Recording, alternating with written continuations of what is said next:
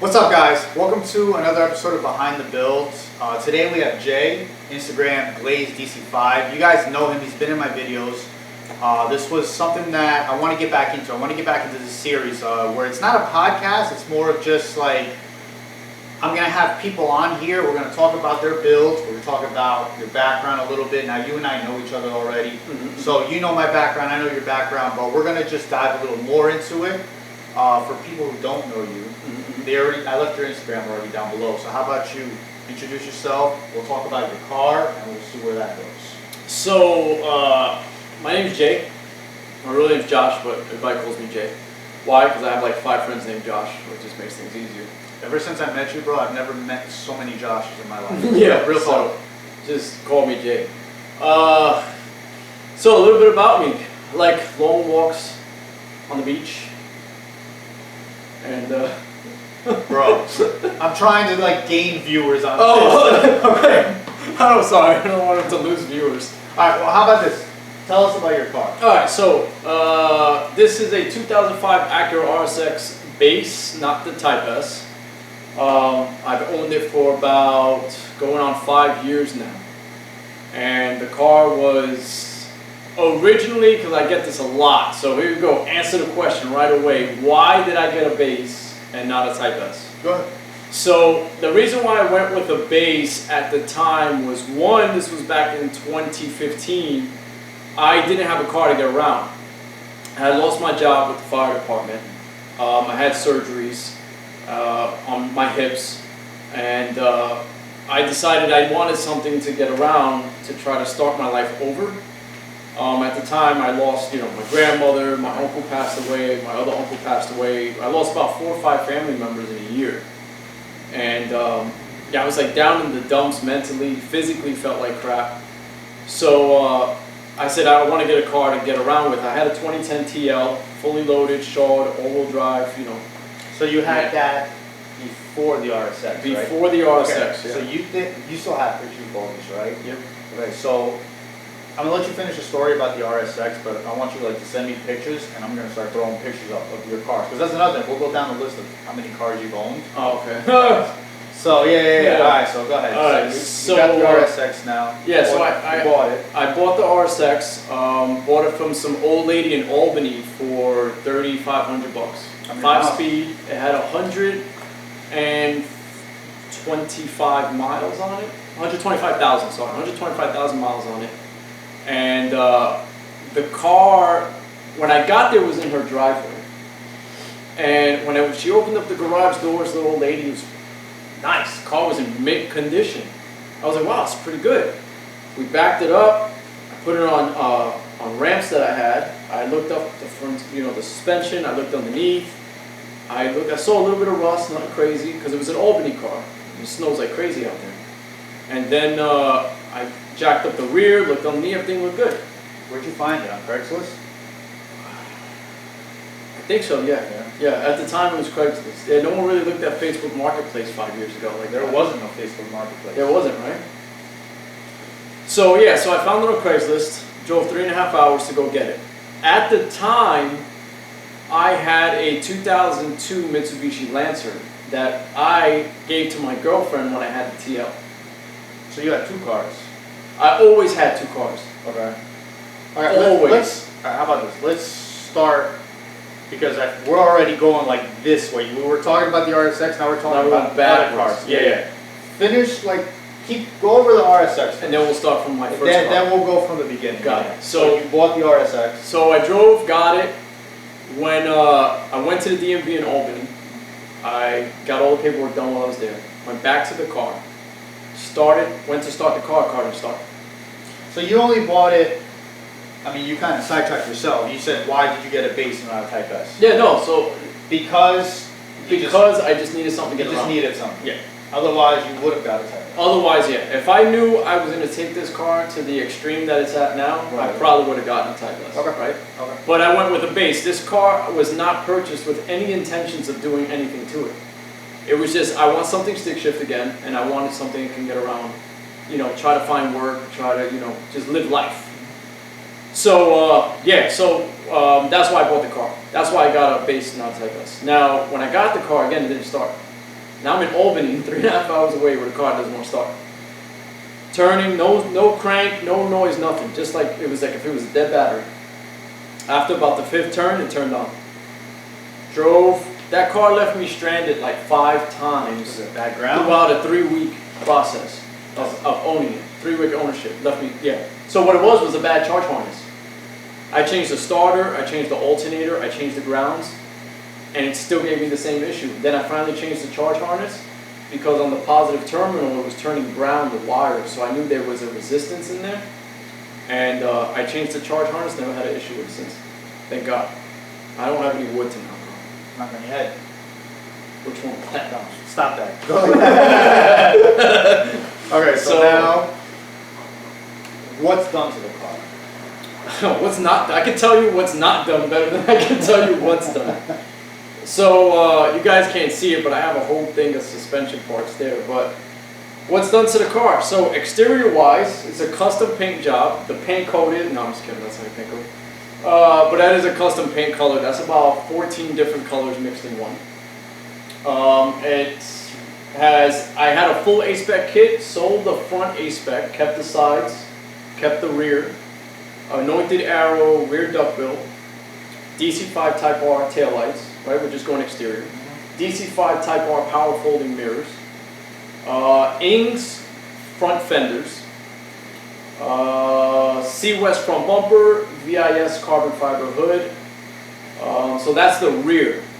Now, the wheels are 17x9, 35 offset, Advan TC4s, and like this charcoal grayish. Yeah, I would say it's a really dark it's like a dark charcoal. Tires are 245 40 17 Toyo Proxys R1Rs, so they were track tire.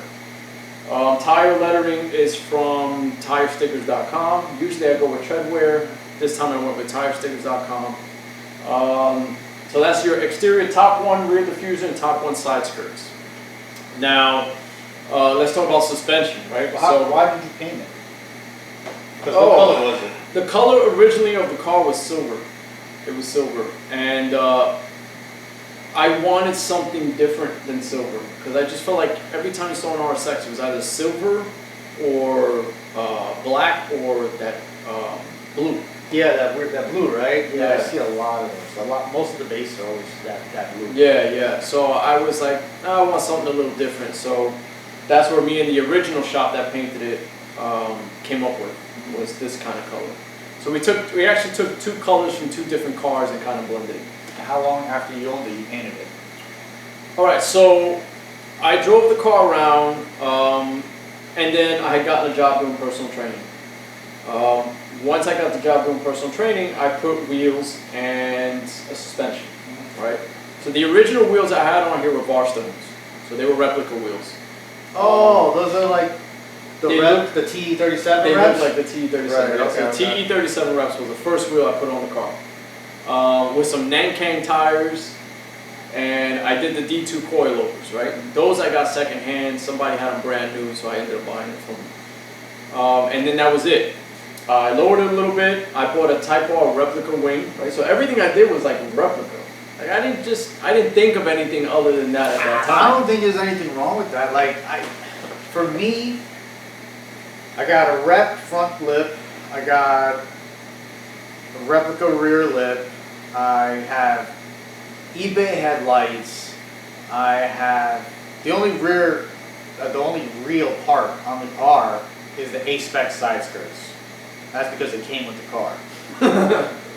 But like I don't know. When people be like, well, I only got them because that's all I have. But bro, they look the same. Yeah, they look the same. Yeah, it don't matter. But the difference between the Type R rear wing is the bolts are actually in the Type R wing. Like when you buy studs. It's studs, yeah. When you get the replica, you actually have to put the screw up there. Yes, and it doesn't come with the gasket. I had a replica Type R spoiler too. Yeah, and I took that off when I put the hatch. Yeah, so I did a lot of replica stuff. Then I met somebody at Acura in New Jersey. I forget what Acura it was. Open Road Acura. and he was a friend of a friend, so he found me all the A-Spec stuff and gave me a mechanics discount because I used to work for Acura. So he gave me a mechanics discount, so I ended up getting full A-Spec, front, sides, rear, wing, and the trunk lid spoiler. So I ended up going OEM. And then that's when I got those parts, that's when I was like, you know, I'm just going to paint the whole car. I had a little bit of rust forming in the rear quarter, that tends to happen. So that's when we painted the whole car. And do you remember how much it cost? So the original paint job was $4,500 because they painted inside the door sills, they painted inside the trunk, they painted everything but the engine bay, which we'll get to.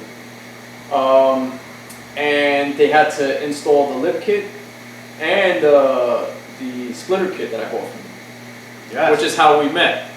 Yes, because when I first met you, the car was silver, and you started with the side skirt, the top, well, actually those that are still on the car, you bought those top ones off me, and the front splitter for the front lip. Because I had those on my car, and I decided, and it was, the top one splitter was actually bringing the nose down to the bumper, and I was like, I didn't want it. Okay, so pretty much where we're at now. So we got the car painted by another shop. They took the engine bay. They did all this. You still didn't do anything to the motor, right? Nothing to the motor yet. Okay. So at that time, I decided that I wanted to do an intake, headers, and exhaust. Right. So we'll skip the suspension for a minute. I did the K-tuned race header, and then K-tuned exhaust. Now, for you guys that don't know, if you own a base RSX, you can't put a base race header and a Type S exhaust because they're different lengths. So if you're going to go race header, you have to go base race header, base exhaust. Okay. If you go Type S, you have to go full Type S. But the Type S fits on a base. The Type S fits on the base. You just need to do Type S header, Type S exhaust. Yeah, you can't mix the two up. What else? So and then I did an engine cold air intake. Which is what you still have, Which right? I still have, the same exact engine cold. I love that intake. Love that intake. Then after that, that's when we'll go back to the suspension. So I did the D2 coilovers. I did the Progress rear sway bar tie bar combo, Skunk 2 rear lower control arms, and then energy suspension compliance bushings in the front. And then I did K-tuned inner outer adjustable tie rods. Did you have any problems with those tie rods, the inner ones? No. Never had an issue. That little bit of rust that I had at one Well, point. no, I'm just talking like performance-wise. No, performance-wise, never had an issue. Because they're not the ball bearing ones. They're just like a regular. You mean the spherical bearing? Yeah, the spherical bearings, yeah. And then I did hard race lower ball joints. Yeah. Extended ones? Yeah, the extended. Hard race lower extended ball joints. I even forgot to have those things. I have like a list of things that I don't think I Oh had yeah, that once you on. start picking at the car, you start realizing what you have. Yeah. So. Oh, I forgot to mention. Because I get this every day. What headlights are those? The headlights. Every day.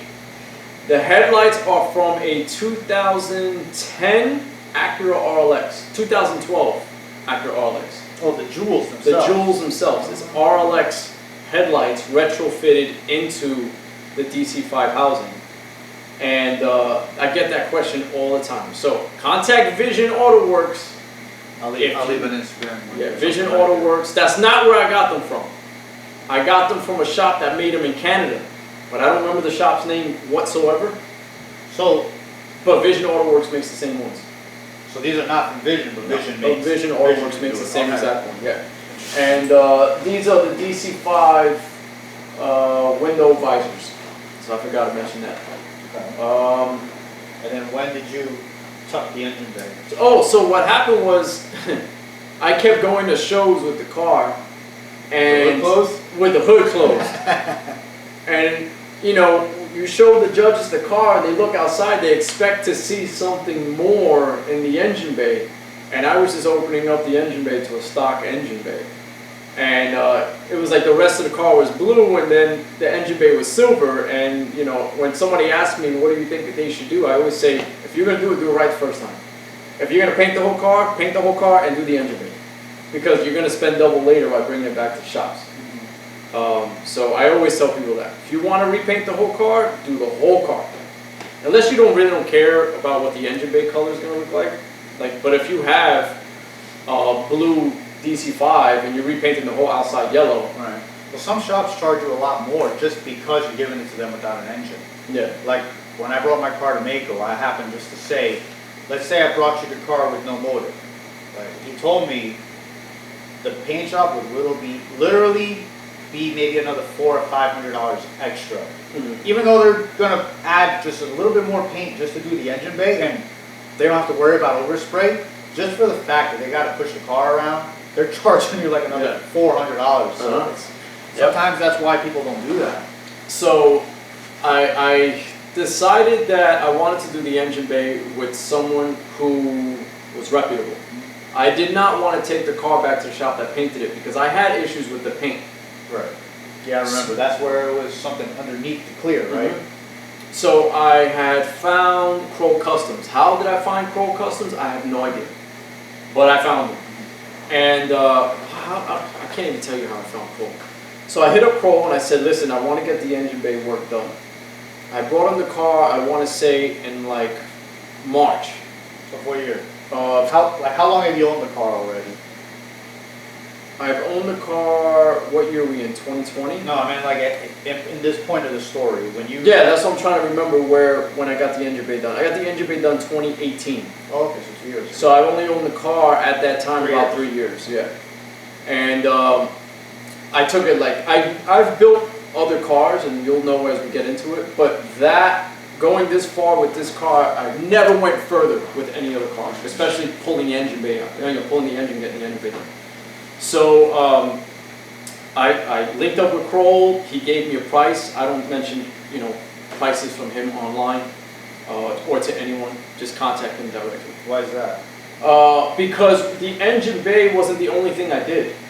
So when people were like, "Oh, how much did you pay for the engine bay?" I'd say I don't know because I got a lot of work done. So when I brought it to Kroll, it went from being an engine bay to let's spray the motor black. To let's do the timing belt, the timing chain, the water pump, let's do the clutch, let's do the CMC, let's do the brake booster. Like he did all of that? He did all this stuff. So it was like, okay, I need to outsource stuff. Then it was, oh, let me do a big brake kit. So I did the Brembo brakes. And then changed the lines to StopTech lines. So he convinced you to do the timing chain on a base motor? No, we didn't do the timing chain. I just said timing chain because I'm used to saying timing chain water pump. Okay. But no, we didn't do the timing chain. We did the water pump. I was about to say, bro, he suckered you right there. Like, come on. No, we didn't do the timing chain on a base motor. Yeah, no, we didn't do the timing chain. We did the water pump, thermostat, everything that I could touch because the motor was out. Then I just wanted to get it done. But you never opened the motor. No. So you just did the externals.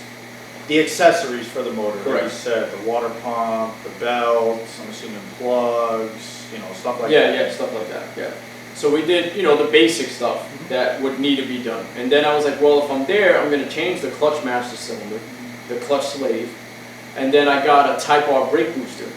Okay. Now, why did I get a Type R brake booster? Because when you have a base RSX, your brake booster is smaller.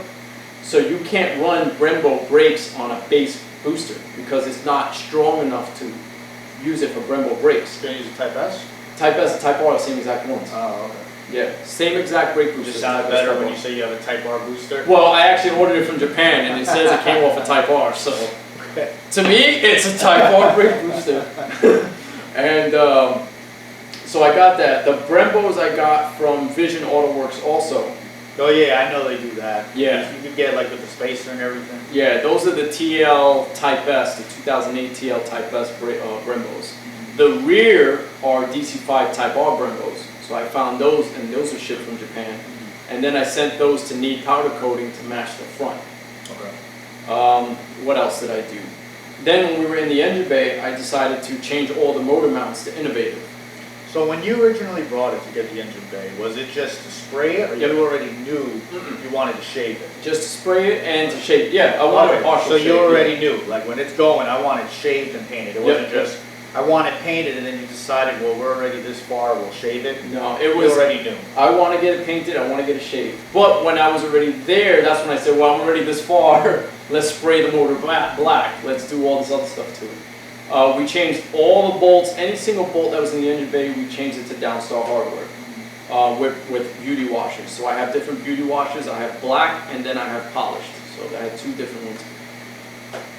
What else did we do? So after it got painted, I'm trying to like skip around because there's other stuff I want to talk about. You guys put the motor back in, got the car back, and how long until you, because I know this car went through different exterior changes wise, but like, you know, at one point you had like that rising sun on the side of it, you had different color wheels. Yeah, you got a long list of what stuff you've done to this car. Yeah, this is version 5. Is it that much? Yeah, it's version 5 of the car. So after all these big jobs, and now where it's at today, like anything else different with the car? The interior. The interior's changed 3 times, right? If you count the stock one, it's changed 3 times. Out of all 3 versions, this one's my favorite.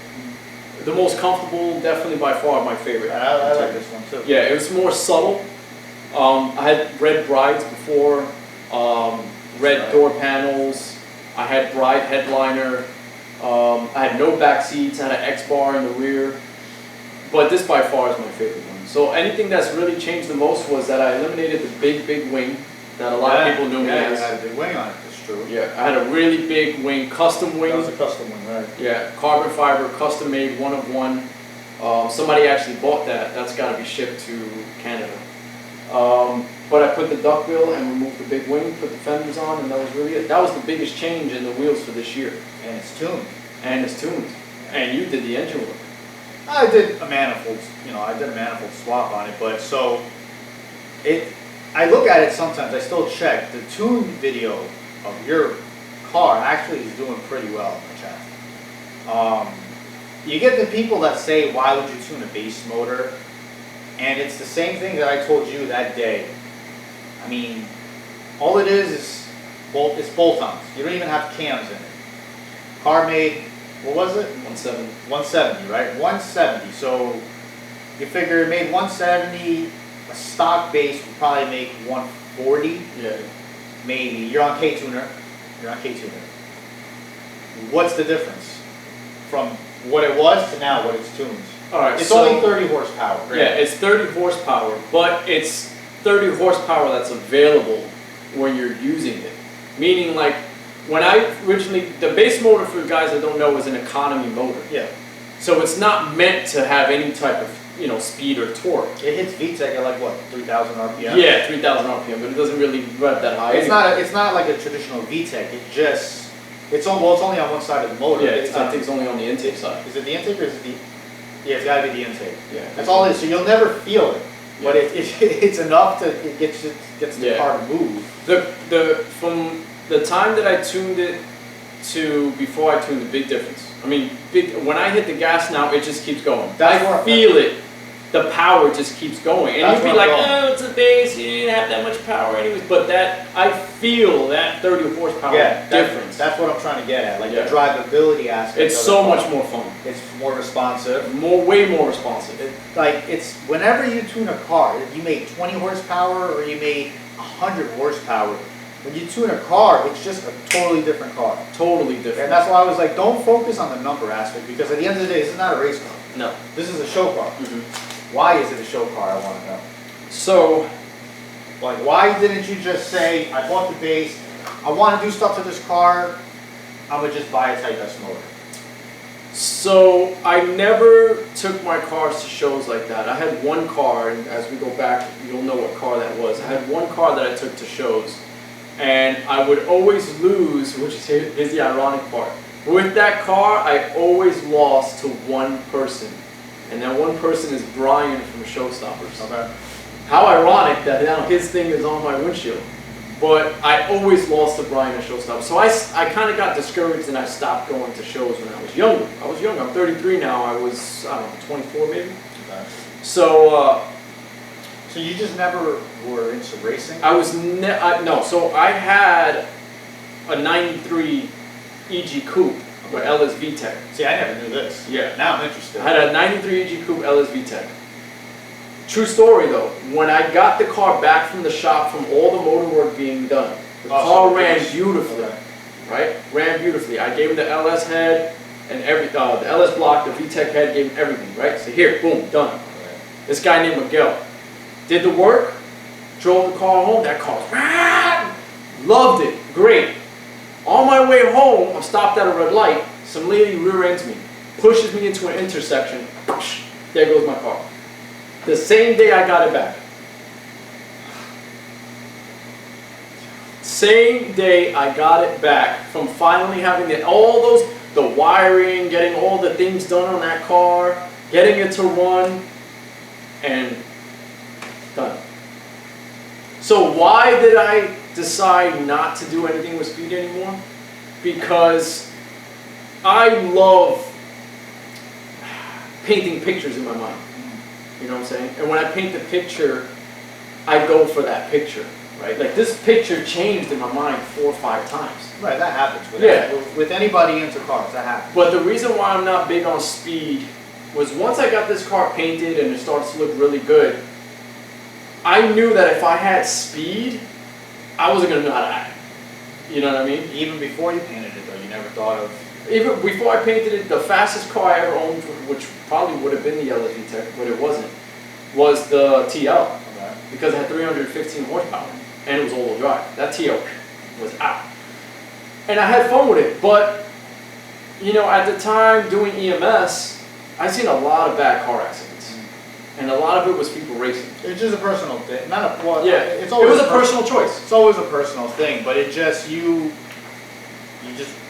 Because you worked in a field where you saw the outcomes if it went wrong, yeah, it was kind of like I don't want to be this guy that I'm pulling out of a car. Right? Yeah, yeah. Okay, that makes sense. So that was one reason why I didn't really do for speed. And 2 was, to me, it's like if I have speed in this car and I decide to use it, it takes one bad move to lose everything that I put into this, which already has happened to me in the past.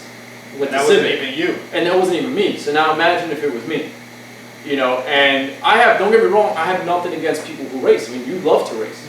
That's your thing, and you do it on the track. No, but that doesn't matter though. I'm just curious why you never thought of that. Yeah, it just never really crossed my mind. Once I said I'm going to build this car for show only, that's when you have to take into consideration, well, if I do speed and I decide to play around with it a little bit, I can lose everything. And I put a lot of money into this car. I know. Yeah. And it's one of those things that I learned the hard way as I was building my car over the years, because I've owned my car 9 years. I've had that Type S. You can't do both. Yeah. You have to have the car. It's either a show car or it's a race car. You can have that gray, that gray area where it's a street car that looks good and it's fast, but it'll never be a show car like this, and it'll never be a full-blown race car because it still has certain things that you wouldn't be able to have on the street, or you wouldn't be able. You need it to drive on the street, but if you took that out, it would just suck to drive on the street. So, like that, my car is in this floating area that I want to put it to a full race car, but I would never drive it in the street anymore because it would be gutted, no sunroof, no more glass, it'd be all Lexan. It'd be just like an echo chamber in there, and it wouldn't be fun to drive on the street. So, all right, so you chose the car show life. Yes.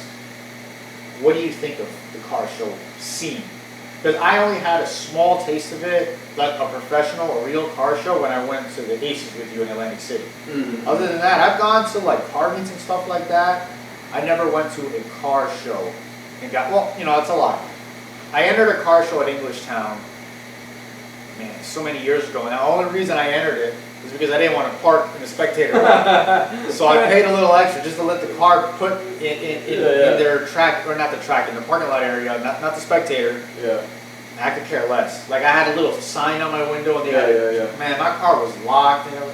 I don't care. Yeah, I really yeah, don't yeah. care. But like, what is, from when you started to get into the car show scene till now, has it changed, and has it changed for the, and if it hasn't changed, what do you think of it? When I first got into the car show scene, we'll talk about when I got the RSX, right? Because that's when I really started doing car show stuff. I did a little bit with the EP.2, but not with that. Yes, it's a drastic change. It went from being about cars like this to now wheels, bags, and that's it. That's where it's changed, where it's like, oh, I see that too. and Truchetto, right? The big speaker boxes on the roof. So it went from enjoying the show with family to now I can't hear myself think because every other car is blasting their speakers on their roof. I mean, if you guys are into that, good for you. That's cool, but that's not my thing. Yeah, and I can't stand that. I mean, there's like a time and a place for that. Yeah. And but indoors at a show that has a live, a DJ or whatever, you shouldn't be doing that. They did that there too at Atlantic City. I remember that. They were like battling, and it's like, bro. Yeah, it's like, why? I feel that in my chest. If it's not in your car or in your trunk, it doesn't count. If you take a box out and just plug a wire to the inside of your car and say, this is my sound system, that doesn't count. So the car show scene has not gotten better. It has not. It was good, but it's like going downhill. Yeah, there has been a lot of shows that I've been to. Right. There are shows that are consistent with keeping that out, and then there are shows that just don't care and they do it for the money. You know what I'm saying? And the shows that don't care and do it for the money are the shows I don't go to anymore. So right now, there used to be like 10 shows a year, I'm only going to maybe 3, right? Which is Tune Revolution, Sumo Speed, and Aces. Do they give you cash payouts? No. It's just There's trophies? just trophies, yeah. So there's a way that you can get to SEMA through certain shows, but those shows aren't really around here. They're big shows. I think Import Alliance is one of them. There's one in Florida. But like locally, those are the shows that I really go to. Besides Sumo Speed, which that's tough. Sumo Speed and Tune Revolution are like, right there with each other. Sumo Speed's in Virginia. Okay. It's called Sumo Speed Springfest. Okay. So at that show I went to last year, and I took 2nd place overall RSX.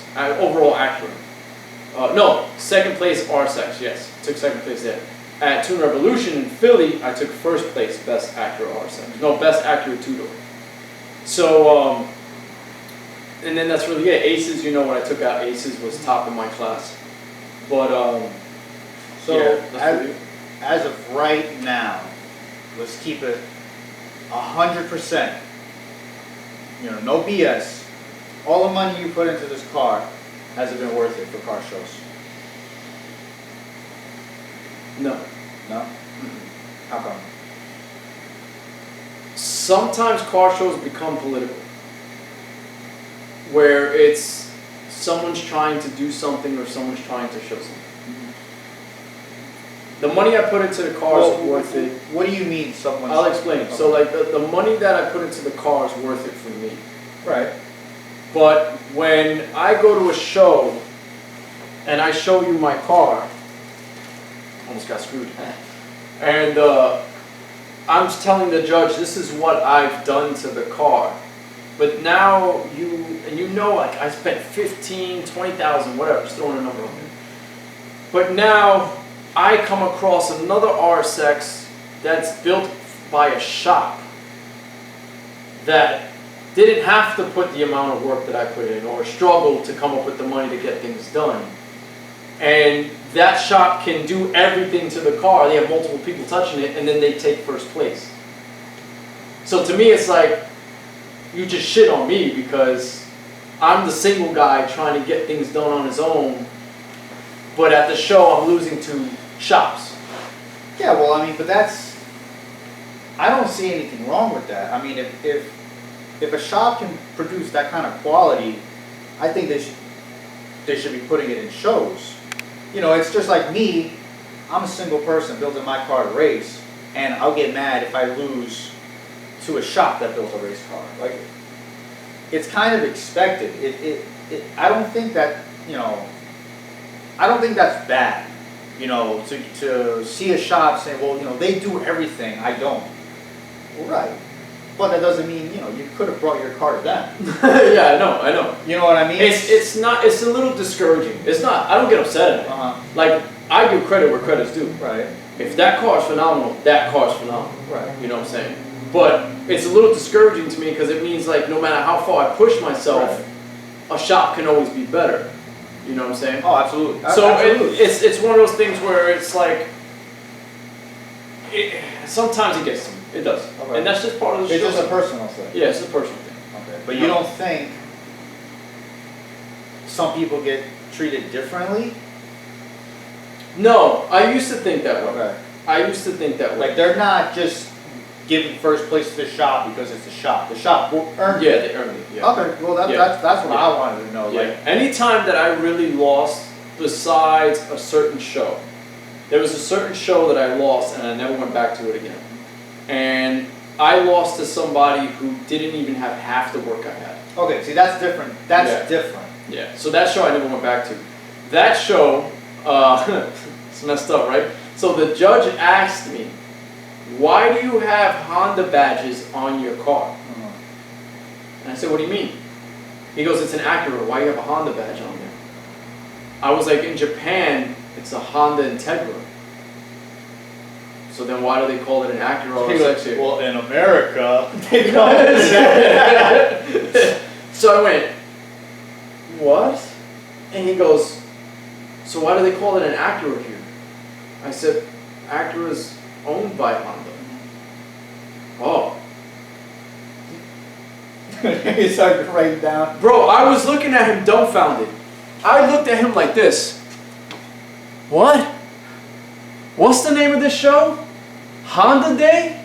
And you don't know that? Oh man, don't put H Day out like that, bro. Come on, that was Honda Day. That's my top show right there. Well, Never went back. My top event right there. Never went back. You got a bad judge, that's all. Alright, bro, they come a long way. Like that was 2 years ago. 2 years ago. So that was still at E-Town? That was at E-Town. Yeah. That was the last show at E-Town. Yeah. They come a long way, bro. Maryland, bro, it's top notch. But yeah, I never went back to Honda Day. That's when people ask me, why are you going to Honda Day?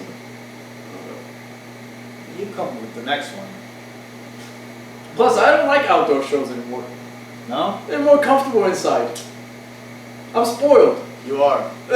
You are. Well, how about you tell us more about yourself? I never knew you had an EG, so let's start from the beginning. How did you even get into cars? All right, so my stepfather works for General Motors. He was a technician. So when General Motors was in Linden, New Jersey, I went there when I was like 9. In the plant? 10, in the plant. And you got to see all these crazy machines just building a car. I always wanted to go inside. It was so cool. Yeah. So cool. And these guys are just standing there and they're like a game controller just controlling this machine. It's so cool. Obviously things change now. They're still doing machines. Now the guys are just watching them. Right. But so we'll go for my first car. My first car was actually, I guess you could say it's my first car. It was like a '92 Saturn, and I never got to drive the car. So the car stayed in my driveway. I was 17 years old. Car stayed in my driveway. My mother's like, "This car's for you." She bought it for me, and then I guess because it took so long for me to get registered with New York State to try to get my license or whatever, my cousin ended up buying the car, and my stepfather ended up giving me his car, which was a 1996 Chevy Lumina. So we're at a Saturn, now we're a Lumina. Right, we're at a Chevy Lumina. It's 2. I beat the crap out of that Chevy Lumina because at the time it was a cop car. Oh, they're comfortable too. Yeah, so it was a cop car. So what did I do to that first car? The first thing I did to that car was I changed the radio and I changed the speakers. That was the first time I ever learned how to do anything. Simple mods. Simple mods. Change the radios, change the radio. Nothing else you can do to that car. Well, you can go to AutoZone, that like aisle 6 where they have all the lights and stuff. Yeah, I was all around it. So I had the Chevy Lumina. Then the Chevy Lumina started making like a winding noise. I didn't know what the hell it was. So My best friend Jimmy at the time, his dad had a 1996 Dodge Neon. Okay. So I bought the Dodge Neon from him for like $800. Now, with the Dodge Neon, don't judge me. With the Dodge Neon, I gutted the whole interior. I mean, dashboard out, door panels out. Wait. Why? I don't know why. At the time, I was just like, "Oh, this is cool." Okay. I took and I spray painted everything. Okay. The dashboard, the car was blue. You know that Dodge Neon blue? I redid everything. Yeah. Which almost looked like the Type S blue. It's like that dark blue. Oh, I was thinking of the lighter blue, like the propane color blue. No, like a little darker than painter's tape. It was blue. Okay. Yeah, so it was blue. So I painted the dashboard, I painted the trim, I painted the door panels, I put new speakers, and you know the covers that they come for the speakers that are like a design? Yes. I drilled that right to the speaker door. Yeah, I just did crazy stuff. Yeah, dude. Alright. You know, you get the cushion for the seatbelt. Yo, I had those. The pads. I hated that thing. Every time I put it on, it was like down here. Yeah, I had to keep sliding. Yeah, keep sliding it I up. hated that thing. I painted the door panels, I got seat covers that were blue and black. Well, what year was this? 2005. That was cool still back then. Though. Slightly cool. Yeah, it still was. Like Yeah, that, people did that. So 2005. Then, so you were driving by 2005. 2005. I was 18. I still haven't graduated middle school. I was 18. So I got my started driving right the Dodge Neon. That was my third car. Then I sold the Dodge Neon. So what happened was I wanted something stick shift. So I looked at Craigslist at the time and found me a '93 EG. Okay. So I sold my Dodge Neon to some guy in Queens. What happened with the Lumina? The Lumina, my mom's best friend's daughter bought it. So when you had And then she ended up blowing the head on it. when you had the Neon, did you still have the Lumina? No, I sold it. Oh, She so- took the Lumina. So when you got the Neon, the Lumina was already gone. When I got the Neon, she took the Lumina. Okay. Yeah. So I also did a muffler on the Neon yeah? too. Yeah. That was a foursome. That probably already sounded like a Honda. So then what else did I do after that? So I sold, the day that I went to go drop the Neon off to the guy in Queens, I'm making a left turn on Northern Boulevard in Queens where they had cut up the road. Okay. As soon as I made a turn, Yeah, flat. got flat. So now I gotta bring this guy in the car, meet him at the DMV so he could register it with a donut hump. So I had to pull over some random car wash place, jack up the car, change the tire, get there. Gave him the car. And he hits me up like 3 days later saying, "Hey, there's oil in my spark plugs." And I went, "I don't know." Which I really didn't know. As is, man. Yeah, I said, "That's on you, dog." I had no idea. So now I look online, I find this '93 EG. It had 106,000 miles on it. Okay. Single cam, like original. Single cam, yep, from some family in Staten Island. Stick shift, 5-speed. I had no idea how to drive stick shift. Oh no? Nope, no idea. So, my girlfriend at the time, Danielle, her sister's boyfriend knew how to drive stick. Okay. So they picked me up from the DMV in Queens when I dropped off the car, and we drove to Staten Island. Went to the person's house, I looked at the car, gave him the money, he drove the car back to my house, right? I drove his car back to my house. So now the next morning, I'm like, I got a Civic, I can't wait, I go to the DMV, my mom takes me there, I register the car, come back home, put the plates on, start her up, and I go,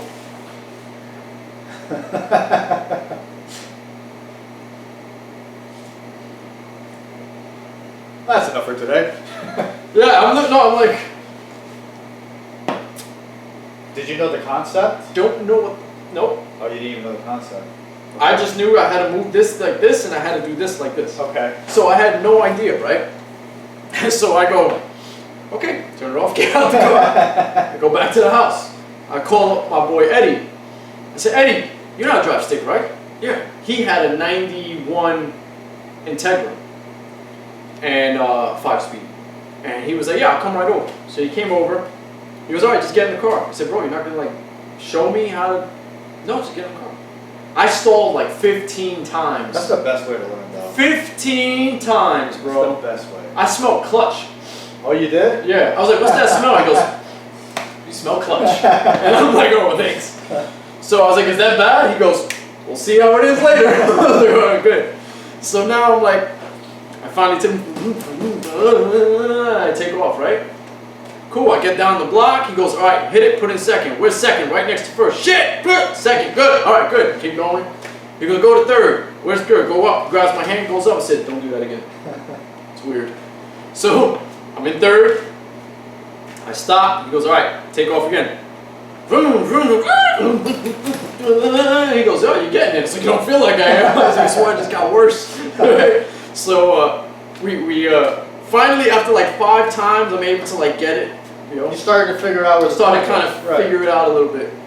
And then I drop him off at home, stalled like 15 times on my way back to the house. Why? Because going to his house was downhill. I was going to say, did you have any He didn't tell me what I had to do going uphill. So it took me about, I'd say maybe 15 minutes to go a half a block to get up the hill. Because I just kept stalling and then rolling back, and I was like, oh, shit. So it got to the point where I got so discouraged trying to learn to drive stick that I told a friend of mine, take me to a junkyard so I could find an automatic transmission. That's how discouraged I got. I was like, I can't figure this out. I was like, I'm never going to figure this out. So imagine this the whole time this thing wasn't recording. No, don't say that. I don't even know. We've been going for a while. Yeah. I'm interested. So he's like, yo, bro. Eddie tells me, I'll take you out a couple more times. So I was like, fine. So he kept taking me out, kept taking me out. And then finally, eventually, I learned what to do. I changed the radio, changed the speaker. That was the thing to do back then, was you didn't have CD. You didn't have an auxiliary. You just had a regular cassette. Yeah, you didn't know. At 05, you had CD. I had a CD player. No, but it was a 93. That's why I said that was the things to do, because the 93s Oh, didn't have that's CDs. why you changed the radio. Yeah. Oh, So I said back then it was the things to do. Right, Like it was to change the radios. Right. So, and remember the double din wasn't a double din yet. It was the one where that came out and flipped That out. thing is still cool, bro. Yeah. That's still sick. So what happened, now the double dins actually come down. Well, which is what I have here. So I had the 93 EG. I stuck with that from like 2000, end of 2005 to like beginning of 2007. That's when I got wrapped. Yeah, I was working at Best Buy. Went from Best Buy, worked to Circuit City. After Circuit City, I went to Pep Boys. That's kind of like where I really started to learn mechanic stuff. Did you like it? Like, you liked working on cars? I liked working on cars, yeah, I did. I actually really did like working on cars. So that's where these guys at the shop were like, oh, go LS VTech, and now, oh, what do I have to do? What does that mean? All right, let's do it. Little scrotum? Yeah, no problem. So we went, so that's when me and the guys went and bought an LS block and then a VTech head, and then another one of my other boys owned the shop, Miguel, and he's the one that kind of did everything. So 2007, I didn't have the car for like 6 months.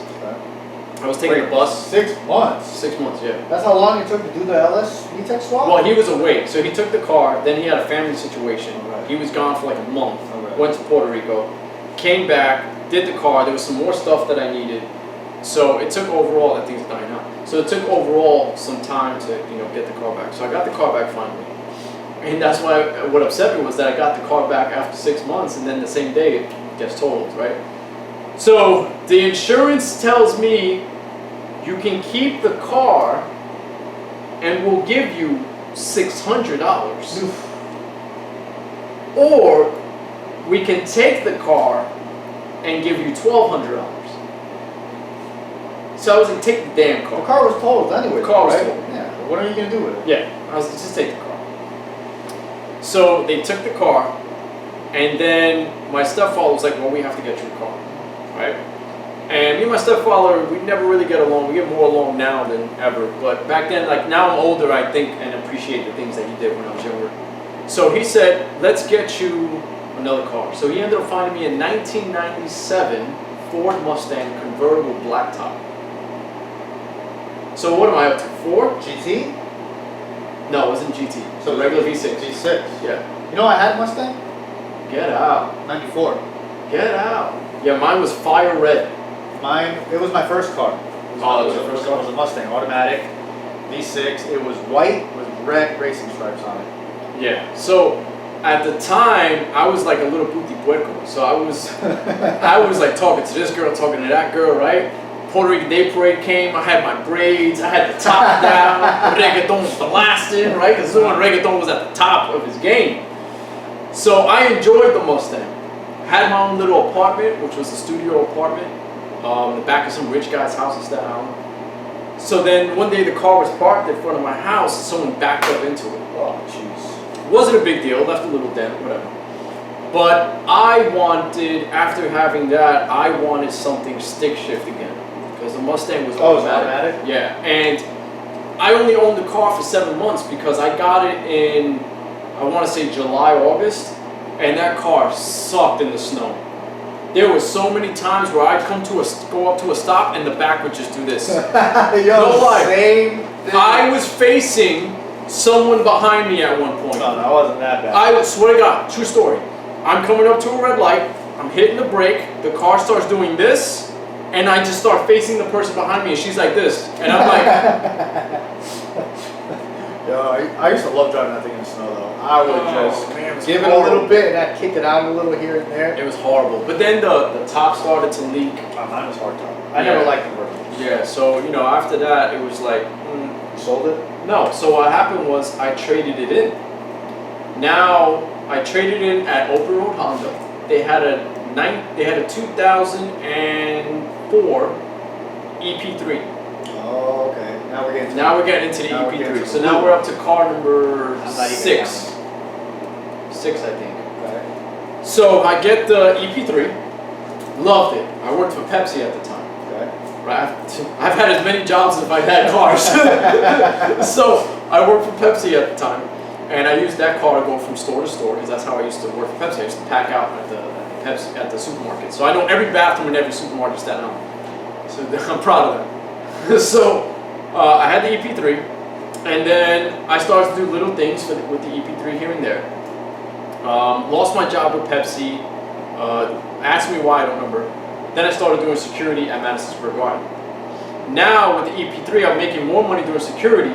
I put the whole Honda factory performance kit, right? The HFP. I like the HFP kits. Yeah. Like those are some nice kits. Put the HFP kit in the front, sides, HFP rear.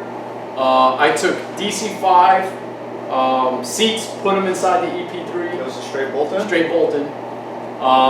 What else did I do? Changed the steering wheel to a detachable steering wheel.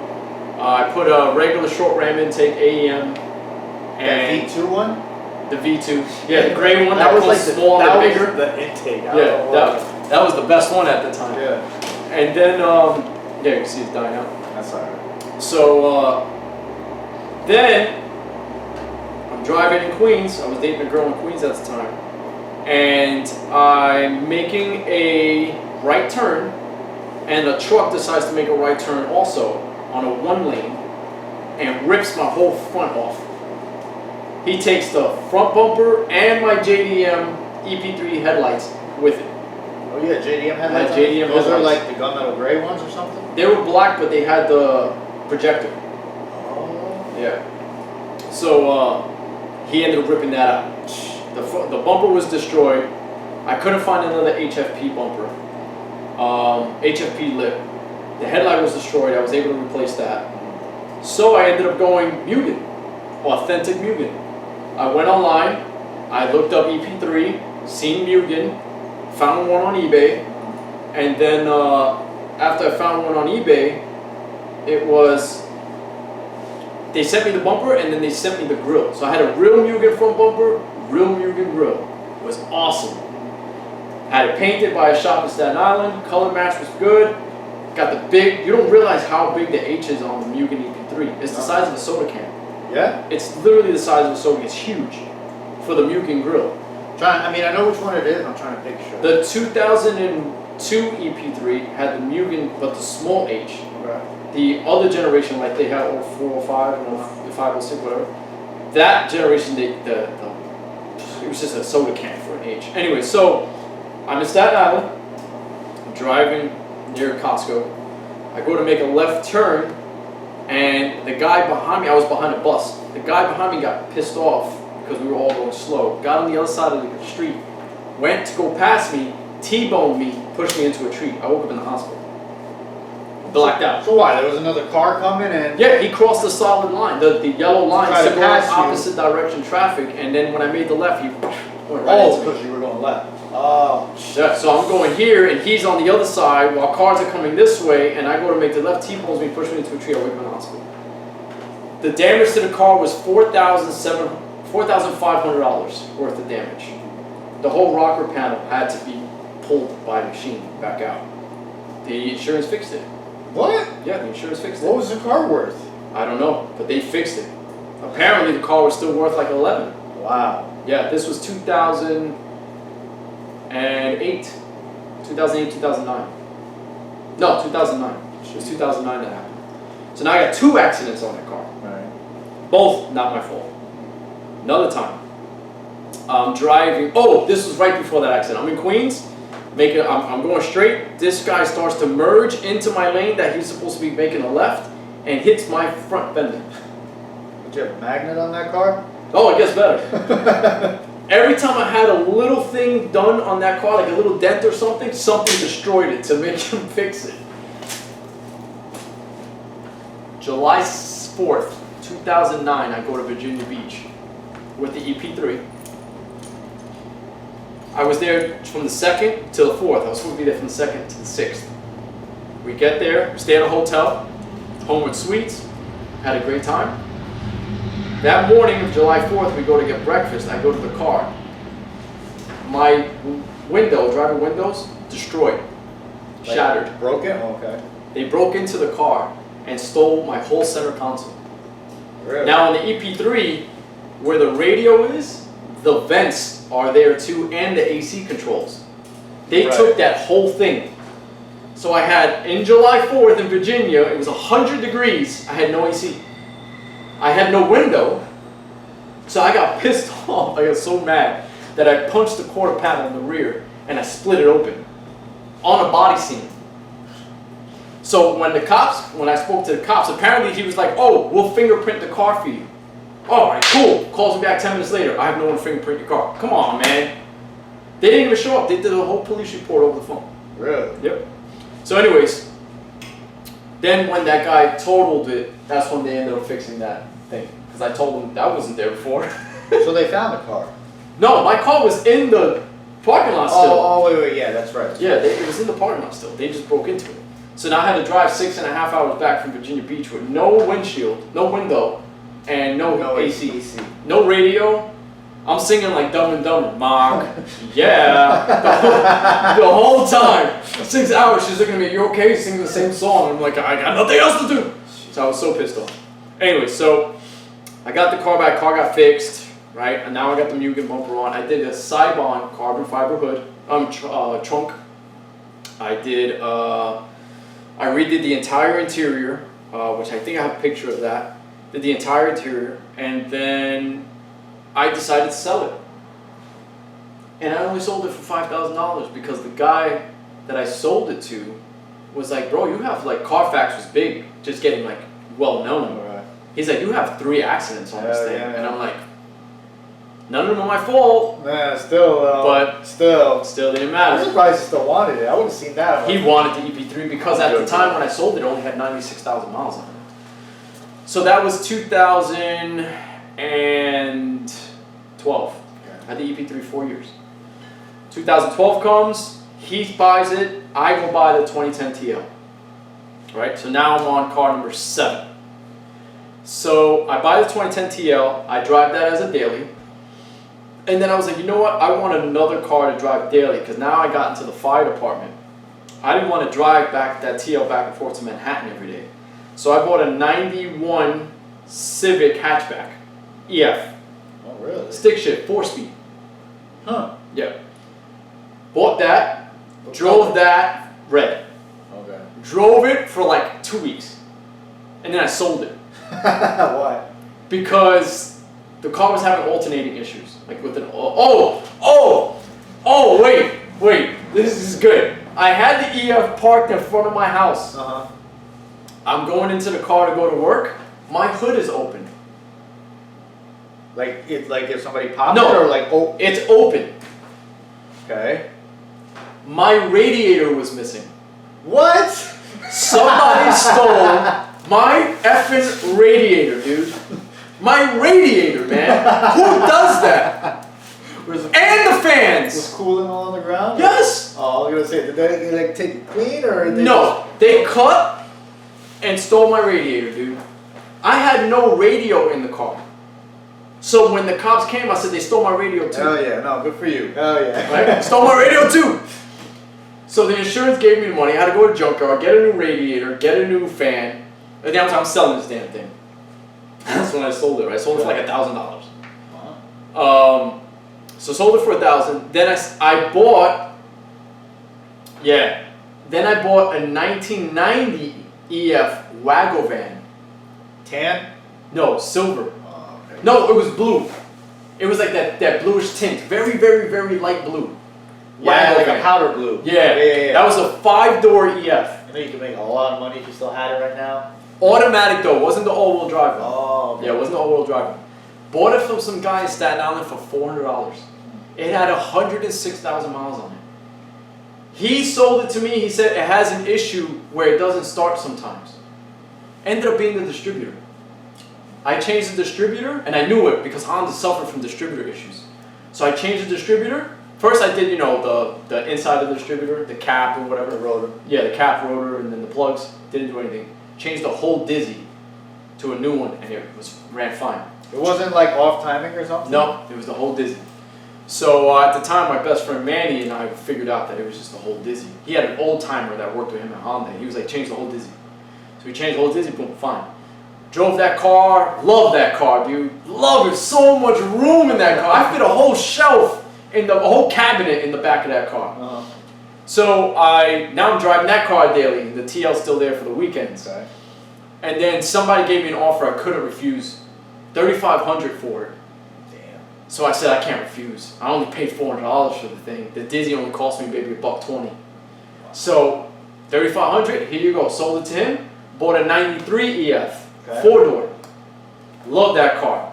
That car I bought from some old man for $800. It had 72,000 miles on it. He painted the car with a paintbrush. What? I don't know.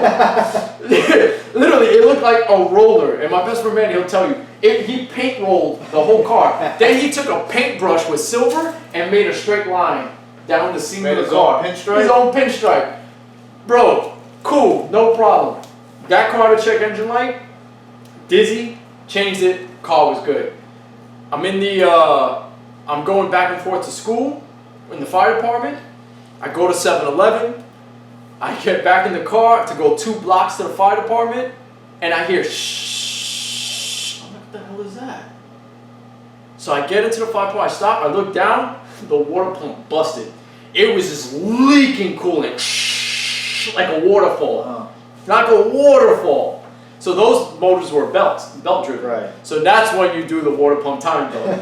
So I had to borrow a U-Haul and a tow bed and tow my car to a shop that my brother knew in Queens. The guy did the water pump, he did the timing belt, done. Car ran like a baby for a while. And then I sold that to one of my boys I worked with.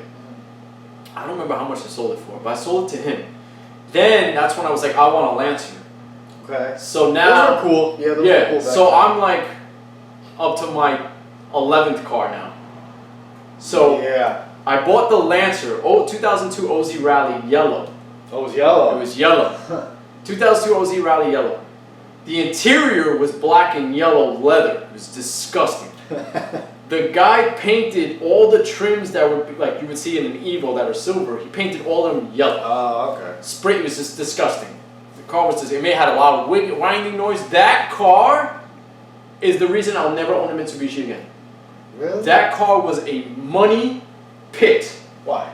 Every week something was going wrong. I didn't have a solid month with that car without something going wrong. I gave that to the girl I was with at the time. Okay. I said, here, you need a car? Your headache. We'll fix it together, but it's not coming in your pocket. So I'm not dealing with that shit anymore. So she took it. Now I'm driving the TL as a daily. And then the TL, right, we're at 11. The TL ended up becoming a daily again. Then I lost my job with the fire department because I got hurt. So now I couldn't make any money anymore. So I had to sell the TL. I still owed $16,000. Some kid offered me $19,000 for it. Cash? Cash. Oh, The car only had 56,000 miles on it. And it was 2010. Like it had wheels, it was lowered. Yeah, I had wheels, I had stance wheels, 20 by 9, 20 by 8.5 in the front, 20 by 10 in the rear. Falcon tires, it had teen coils, not teen springs, teen springs. I had a custom exhaust that I had done, custom Ron John front grille. It wasn't called the A-Spec kit at the time, it was just the AccuLip kit. So I had the full AccuLip kit. I had a little roof mini spoiler, and bro, the car was done. Tints, I took the headlights out myself, opened them up, sprayed the whole inside black, changed the projector lens to TSX lenses because they were better than the ones that came on the TL. I did everything to that car, and the car was just amazing. It was just an amazing car. I would drive that car, and the GTR had just came out. Oh yeah? So when I used to drive that car, people used to think it was a GTR because they would look back and hear like if they heard a GTR, oh, yeah. because the car was just so loud and aggressive from the exhaust that I had done at AMS. Mm-hmm. You know AMS, yeah, AMX Auto Works, so he did the exhaust. So I sold it for 19, and that's when I needed a car. And that's when I was like, now we're back to the RSX. Okay. That's when I bought the RSX. After I started to put money into the RSX, I was like, well, I need a car that's reliable, but I don't want to drive this car because I want to turn it into a show car. So what I ended up buying was a CHR, Toyota CHR. Yeah, I remember that car. Yeah, no, I'm lying. I ended up buying a 2005 Scion XB, the box. I never saw that one. Yeah, so I had a box, right? So that's now 12, 13. That's my 13th car. I had the Scion XB, bought it for my best friend Manny. What made you buy that? It was so roomy. Really? It was so roomy. You could look past how ugly it was. Yes, because if you look at the JDM ones, they're dope. Oh my God. Anyway, so whatever, don't judge me. So I bought the Scion XB, and the only thing that ever went wrong with that car was the tie rods. I had to change them, the outer tie rods. And then that was it. That car was unbreakable. It was a Toyota, unbreakable. Slow as shit. Slow as shit. I mean, I swear at one point I was getting on the highway and some guy in a wheelchair just went right past me. Like, it was just, I'm just like, try to feed the hamsters. Here, spin the wheel. And then, so I ended up selling that car to one of my boys, and because I wanted to buy the Toyota CHR. So the money I got from that, I put as a down payment to the Toyota CHR. After I bought the Toyota CHR, this is going to be a long video. After I bought the Toyota CHR, it was a 2-part video. That car got totaled in front of my house. Yes, I saw the pictures. Yes, so the car was parked, middle of the night, I hear a loud bang, think it was a dump truck. I see red flashing lights through the windows. Cop knocks on the door. Hey, is that your Toyota outside? Yeah, I come outside. It was a smart car because he hit that car so hard in the back that e-brake was on. The guy must have been drunk. He wasn't even there. He hit the back of the car, pushed the car 10 feet. A smart car hit you? No, my CHR looked like a smart car because that's how much it caved in. But you don't know what hit you? No, I do. Oh, okay. So what happened was, I come outside, I'm looking at it, and I'm like, oh, I can't believe this. I know I have a picture of this, so if I have a picture of this, I saw the picture. Yeah, I'll send it to you and you can put it up now. So I'm looking at it and I'm like, oh my God, this is crazy. But at the same time, I was happy because I didn't have to deal with the payment no more, right? So I was like, oh, I don't have to deal with the payment, whatever. I knew I had gap warranty, so I wasn't paying for that. So there's glass everywhere and I see tire marks. And the cops are like, we're gonna look around a little bit and see if we find it. So they come back like 10 minutes later and they're like, we found the car, it's down the road. We went and it was like a 98 Jeep Cherokee and those things were built like tanks. Yeah. There was barely any damage done to his car. The tire was pretty much off the car. I don't know how he drove, leaking antifreeze. But his tire was almost off the car, locked. And you just saw tire marks for 2.5 blocks with rubble. Yeah, for 2.5 blocks. When they got there, airbag was deployed, everything, no windshield cracked, nobody in the car. Nobody. That's as far as he can get it. Yes, as far as he can get it. He would have kept He going. drove to into some complex and parked it in there. The cops just followed the tire marks. So that guy got away with it scot-free. They didn't run his plate, go after The person that owned the car sold the car that morning to somebody else. Ooh. She doesn't know who she sold it to. But she has a receipt showing that the car was sold. I don't know what else happened from that, but the guy got away with it because the insurance didn't get reimbursed. Guy or girl? Guy or girl, yeah. So whatever it was, they got away with it. It had to be. I mean, a girl probably would have been knocked out more than the chances of a guy. But then again, you don't know. You never know. So whoever was got away with it. So now I'm like, I need another car. So I'd say like 2 months went by, and then I went to Honda. I needed a car to get back and forth to work. Now I'm doing personal training. So now I'm up to car 15. 14 was the CHR. CHR, yes. 15 is now the Civic. So I bought the Civic, rode that up until earlier this year, until July. New Civic. The new Civic, yeah. It was a new Civic, right? Yeah, it's a new Civic. 2019 Civic Sport Touring Hatchback. Just like my brother, so his is not Yeah, touring. yeah.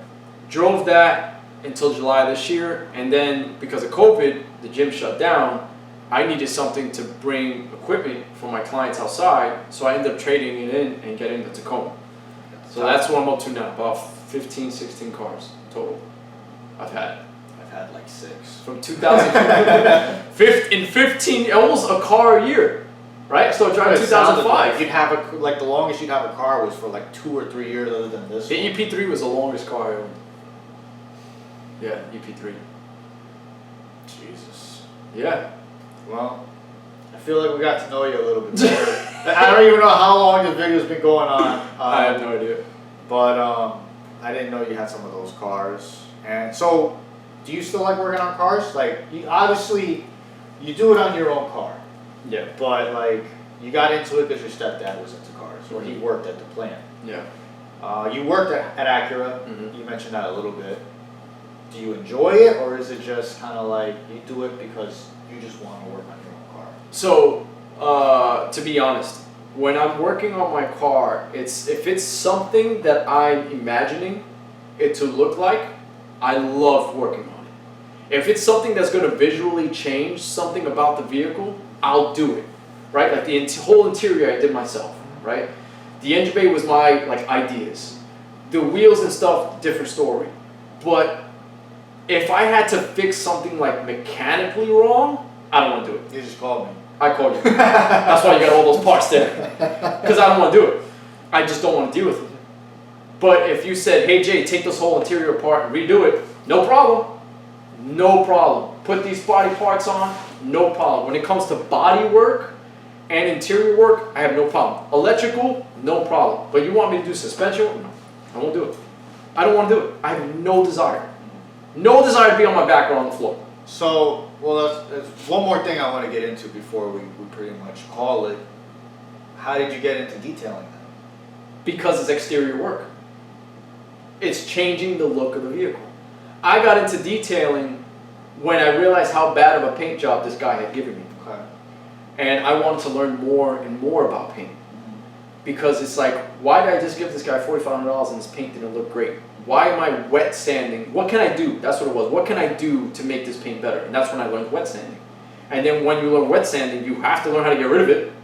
So I watched video after video after video after video. I read articles. I read McGuire's from Ammo NYC, Chemical Guys. Who else was it?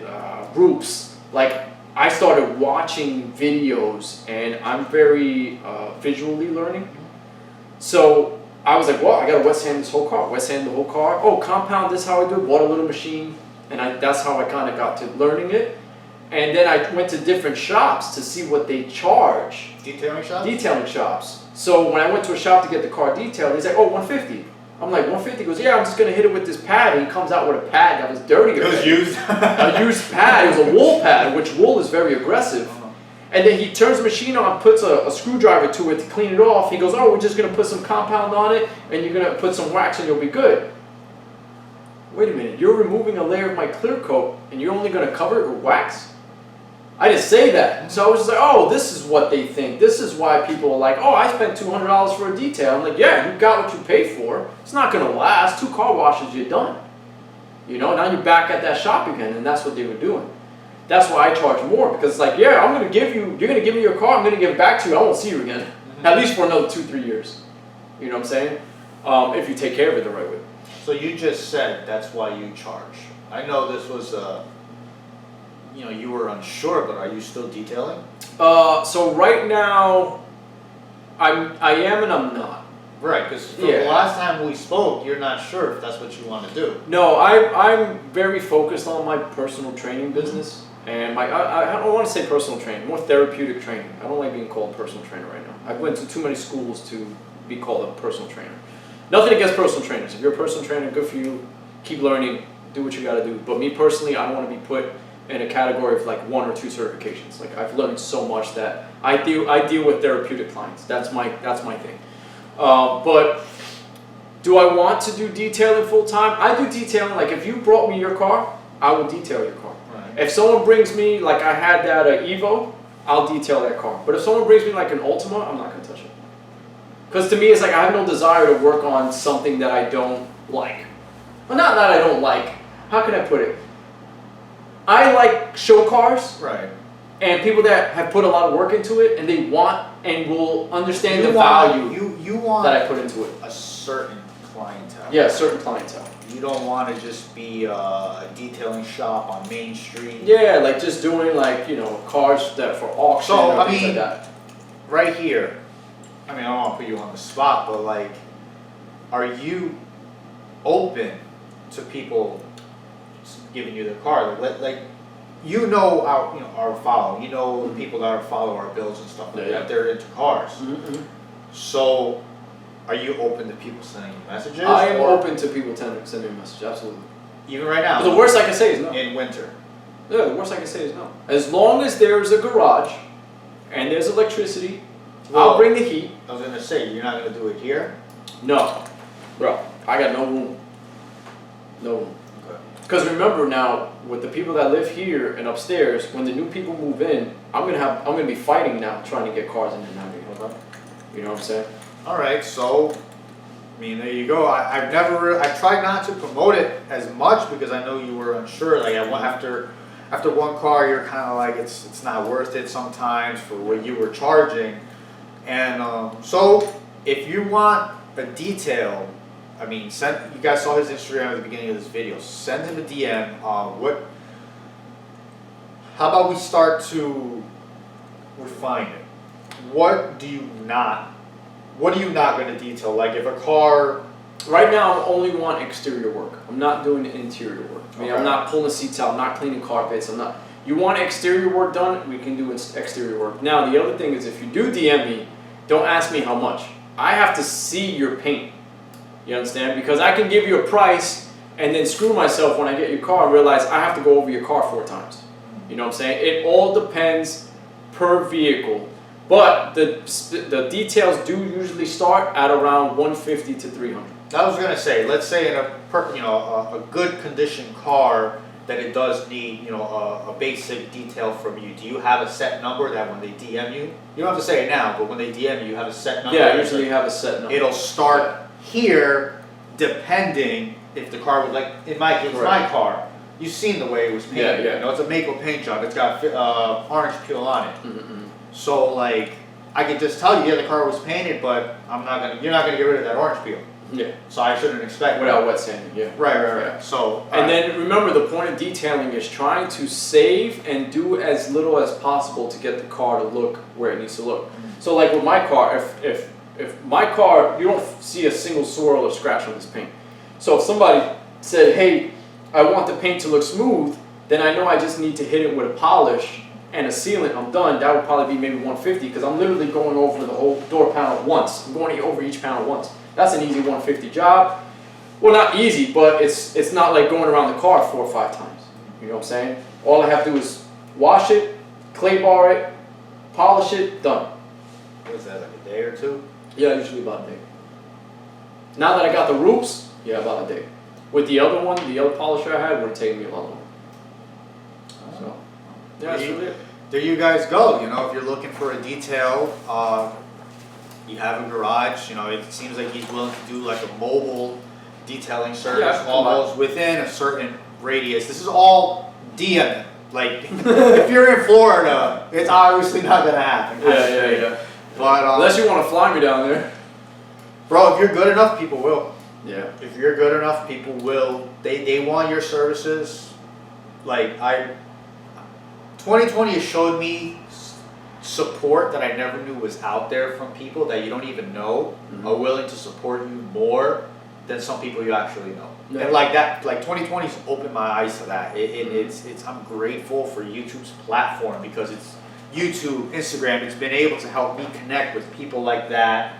You know, Facebook is how we met, or no, it was Craigslist, or however you saw my parts. Like for these I was in the men looking for men section. That's how from. You know, like I was grateful for that. So it's you know, 2020's definitely been an eye opener for me. So thanks for having opening up for everybody. Thanks for having me. However long this video is, it's kind of late in the video now. I might put something in the beginning like this is not a visual video. If you guys are on your way to work or if you're this is almost a podcast. It's kind of right. We just need the professional mic so they can really hear us. They can hear us clearly. But like if you're working, you got earpods on. Like this is what this is. Like it's a long video. Just listening to us ramble. Mostly just trying to get to know you. Get a little more info on the car, and we'll see who the next guest is. You know, so hopefully you guys enjoyed this. We should go. You know where we should go to? Kroll. Take a trip to PA. Yeah. You know he took 3rd place at SEMA this year. He took 3rd. 3rd. That's big. No, it's SEMA. Yeah, that's big. It's SEMA. I mean, I got a list of people that I want to talk to that I'm curious. Like, I actually want to start linking up with other YouTubers. Like, nice. I think it's time to. I got to start linking up with people. Yeah. Dave was actually at Tri-State today. Oh, he was up here because he was with Jay Papas. He was with Papas, and they were at Tri-State, and I messaged him like, bro, you're like 10 minutes from my house. You should have came through, and then bro, we could have knocked 2 videos out in one day. I know. Stuff like that though. But hopefully you guys enjoyed it. Please like the video, leave a comment down below. Maybe if you guys know someone that you want to see on here, Yep. I'll get them on here, and let me know if the length was good. Leave questions down below at the end. We can answer stuff like that. So I don't want to run this too much longer. So I'll catch you guys in the next video. Stay motivated. Keep making those streets louder. Jay? Stay positive, stay humble. We only have good days. Take it easy.